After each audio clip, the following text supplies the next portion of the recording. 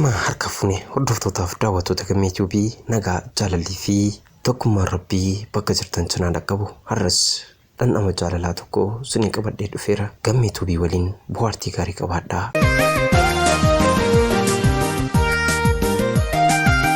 Akkam turtu nagaa keessanii daawwattoonniif hordoftoonni gammee Yuubii ani nagaadha. Isin akkamii? Egaa yaa jaalallee koo ati akkam nagaa keetii? Ani fayyaa kiyya. Nageenyiif jaalallin ani siif qabu lafatti jirtutu qilleensa qaxxaamuree gaaraaf dambalii ce'ee si haa qaqqabu. Jireenyi maal fakkaata? Ani egaa jaalala keerraan kan hafe nagaa kiyya. Hedduun si jaaladha. Si jaalachuu kiyyaa atis na beekta. Jireenya kiyyaaf ati nama murteessituudha. Nama jireenya kiyyaa mi'eessituutu siidha. Jaalala jechuun maal akka ta'e siif himuu hin danda'u. Abiddaa onnee keessaa boba'u kan aarrii fi daaraan isaa hin mul'annedha. Kanaafuu yeroo hunda guyyaas ta'e halkan dukkanas ta'e ifaa gaddas ta'e gammachuu adda nun baasu jennee waliif kakannee waadaa waliif galaa turre. Wantati yeroo hunda gaafa wal agarruu fi jaalala keenya waliif himnu irra deddeebiin natti himtu sammuu koo keessa deddeebi'eet na dhiphisaa jira. Daandiin aniif ati ittiin jaalala keenya ibsannu qaamaan wal agarree osoo hin taane karaa bilbilaa bilbilee araada jaalalaa fi araara jaalalaa keenya waliif qoodaa turre. Egaa jaalallee koo yeroo baay'ee gaafan bilbilaa waliin haasofnu nu gabaabsu natti mufachaa turte. Hedduus na shakkitee akka jirtu naaf himtee turte. Garuu dubbiin akkas miti. Ani jaalalleen kee har'as taanaan bakkuma duriin jira. Sababa dalagaa biyya ormaatiif jechan sirraa badee deebi'a malee ani hedduun si jaaladha. Jaalalleen ani siif qabu akka wiikiyyaatti osoo ta'eetii silaa buna ta'ee naaf dhugama ture. Garuu bunnis rajaa qaba. Dammas ta'eet naa tuttuttama ture. Ammoo egaa dammis gagaa waan qabuuf jaalalleen ani si jaaladhu warreen kanneen irraa baay'ee qulqulluudha. Si jaalachuu kiyya Rabbii ragaan qaba. Madiinaa kiyya yeroon si yaaddadhe kamuu keessi koo badi na godha. Garuu eessa akkan deemuu fi maaliif akkan badu karoora tokkoyyuu hin qabu. Madiyyee ati hoo akkami laata? Keessi kee na shakkus jaalala naaf qabdu akka har'achaa deeme shakkiin qaba. Madaalliin jaalala dhugaa obsa dhoksaa fi gorsa ture. Warra kanneen keessaa kan fayyadamte laata? Ani akka kiyyatti akkanatti mul'atetti yoo obsaa fi dhoksaa fayyadamteyyuu gorsi kee nan dhaqqabne. Osoo nan gorsiin osoo kana sana naan hin jedhin na shakkiteen irraa fagaachuuf dhamuun kee anaaf dhukkubbii guddaadha. Madii koo maarreegaa anis jaalala keetiin rakkachaa fi gubachaa akkan jiru hedduu quba qabda jedhee yaada. Narraan fagaatiin ati anaaf burqaa jiruu kiyyaati. Galmiif xumurri koo siidha. Siinis bareeda. Dhugaa dubbachuuf taanaan ati doktora Caaluu, doktora onnee fi doktora jaalalaati. Yeroo kamuu si yaada, sin araada. Lafa jiraattutti nagaanaaf ta'i.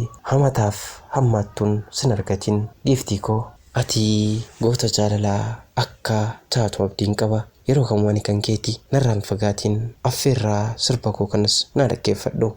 Atis kana dhaggeeffattee akka gama gammee Yuubiitiin waan jettu abdiin qaba.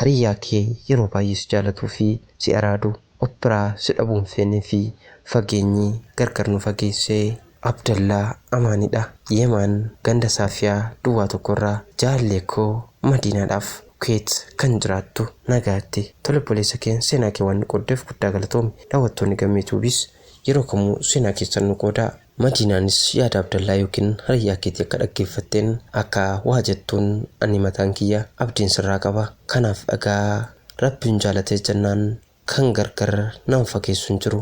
Hunduu fedha Rabbiitii gaditti fedhiin keessan yoo jiraate ni milkooftu.